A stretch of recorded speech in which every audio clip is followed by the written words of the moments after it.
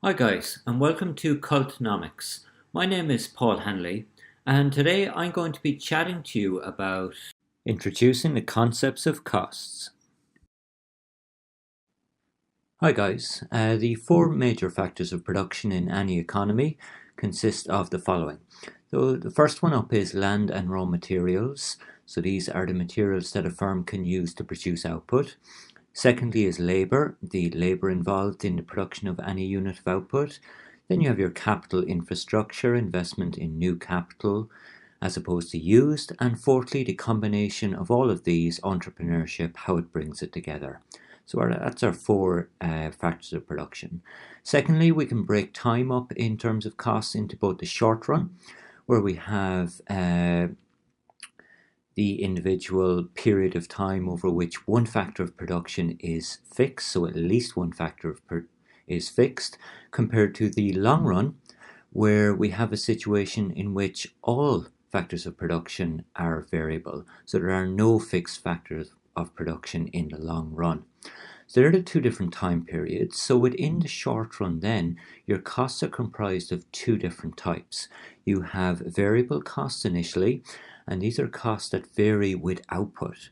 So the more quantity that you produce, you must bring in, for example, more workers, and this will increase your costs with quantity. So they vary with quantity. That is opposed to fixed costs, whereas fixed costs are held constant. They do not change with the quantity produced. So different units of quantity are associated with the exact same costs in this case. So for example, if you borrow money, the interest rate on borrowings is fixed. So variable plus fixed costs equals the total cost of doing business in a company. And in addition to these total costs, what we can see is that we add on something called opportunity costs.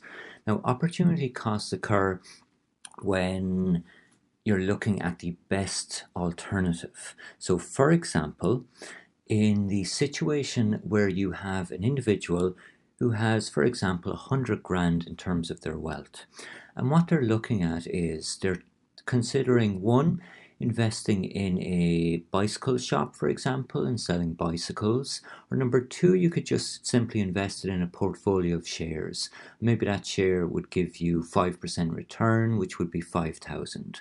What you would have to have is at least from your bicycle shop a profit level of 5,000 because your opportunity cost is 5,000 in that case.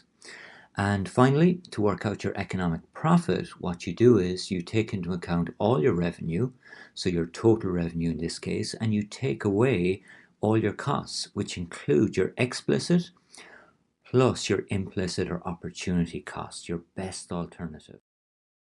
I hope you call back to Cultnomics soon. Bye for now.